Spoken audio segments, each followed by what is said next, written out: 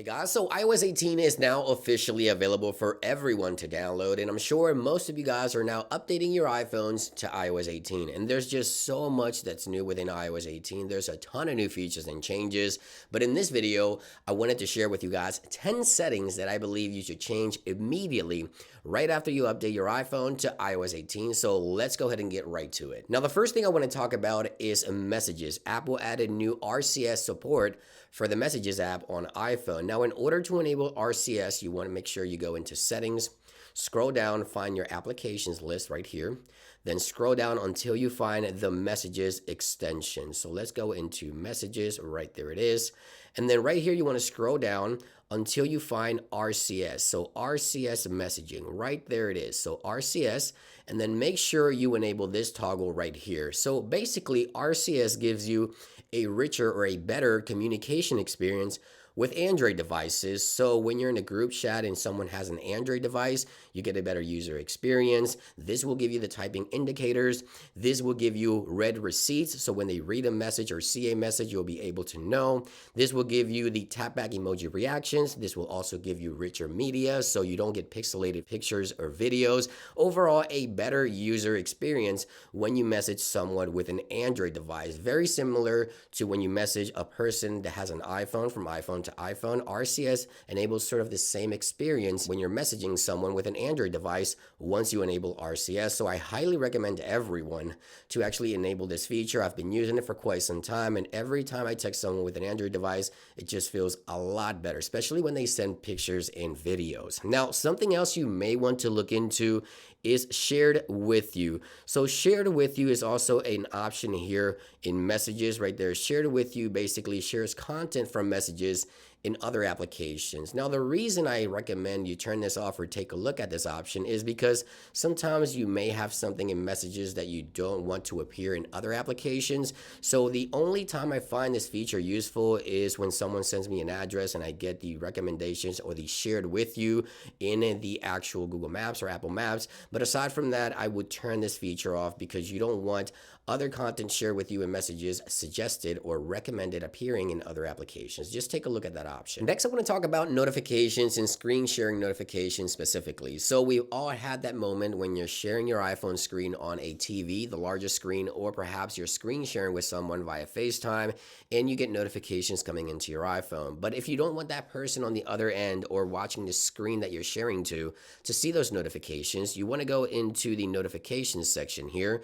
You want to go into screen sharing options, and right here you want to turn off the allow notifications on screen sharing. That way, when you're sharing your screen on a bigger TV, right, or you're sharing your screen via FaceTime screen sharing, those other people can't see the notifications coming into your iPhone while you share your screen. So that's another option I recommend you turn off for privacy reasons on your device after updating. Now, before we continue, I wanted to share a quick word from our sponsor. Today's video sponsor is Reflex. Now, Reflex brings professional long exposure photography to iPhone users without the need of a tripod with their app Reheld. Now, the application is extremely simple to use. You have your settings, you have your dial for the exposure time, you have the timer here, and you have the ability to choose different lenses from wide to ultra wide to telephoto, and obviously you also have your shutter. Here's a beautiful shot of a 30-second exposure from the lake. You can see the details and the plants in the water. The app does an excellent job at stability. Here's another 1-second exposure at night, taking advantage of the iPhone's HDR. I think the results look amazing. Here's some additional shots taken with the Reheld application for iPhone, and as you can see here, these photos look amazing, and all these pictures were taken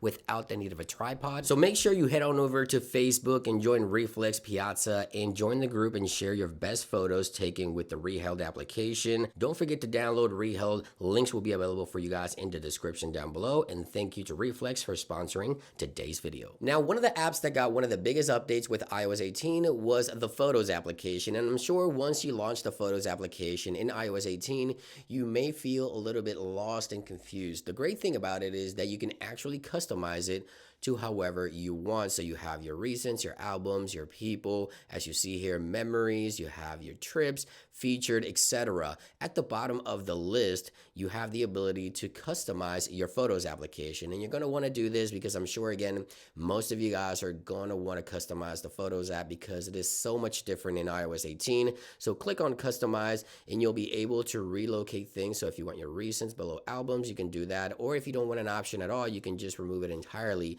from the list, as you can see right here. So make sure you customize your Photos app experience because, again, if you're anything like me, you're going to be very, very lost when you try out the new Photos app in iOS 18. Okay, so this next one I believe is very important and has to do with search and improving search on iPhone. So if we go into settings, if we go right here, we find search, this option right here. Now, right there, you see that we have improved search. Now, this option allows Apple to store search from Safari, Siri, lookup, and even your images that you search up on your iPhone in order to improve search. Now, I'm sure most of you guys are going to want to turn that off so Apple doesn't have all that information. Although they mentioned that this does not identify you, the way that they store this data does not identify you.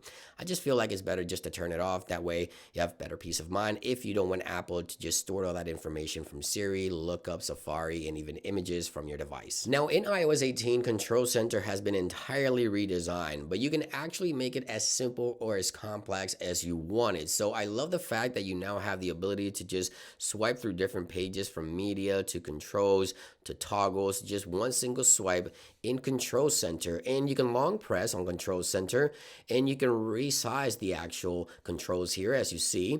And obviously, if you tap here on the add controls, you can actually add any controls to any specific page of the Control Center. Of course, you want to make sure that you customize it to your needs. And you also have a new power off button in Control Center. All the way at the top here, we have this power off button. So if we long press, we now have the ability to power off directly from Control Center in iOS 18. So yeah, changing Control Center in iOS 18, I think will be essential for everyone. And these are some of the settings you may want to look into. Now, you may also want to look into charging optimization options. So in settings, if we jump into the battery section, we have the charging options. Right here, we now have several options to choose from. So basically what this will do is stop charging your iPhone at a specific percent. So 80, 85, 90, 95, or 100, all the way up to 100. Now, I like to keep it at 90. That way my iPhone charges to 90%. I want to say 8 times out of 10. And this will help preserve the battery of your iPhone so you don't have to replace it as often. Now, I'm sure most users will probably want to set that to 100, but keep in mind that if you set it to something like 90, your battery on your iPhone, the physical battery on your iPhone, will last you longer than it will if you just charge it to 100% all the time. So it is something that you may want to look into. Again, that's going to be under battery, charging, and charging optimization options. You now have the ability to choose from 80 all the way to 100. Next, I want to talk about audio playback when capturing video on your iPhone. Now, this is now a new feature in iOS 18. You can jump into settings, go into the camera extension, go under record sound, and right here you have an option to allow playback when capturing video on your iPhone, when recording. So if you're listening to music on your iPhone and you go to record a video, your video will not stop just because the music is playing, or your music will not stop because you start recording a video. So now you can record while listening to your music on your iPhone at the same time. Really cool for birthday parties and things like that. So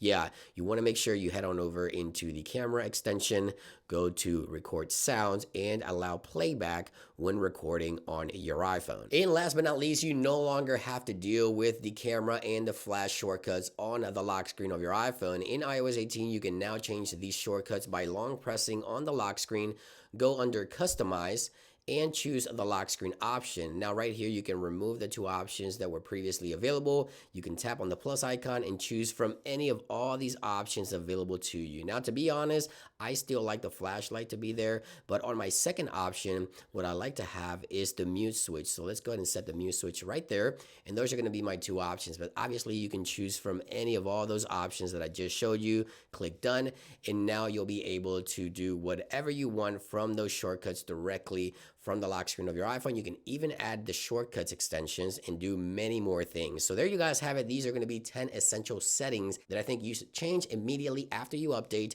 to iOS 18. Let me know what you think about this new software update. Thank you for watching, and I'll see you guys on the next one. Peace.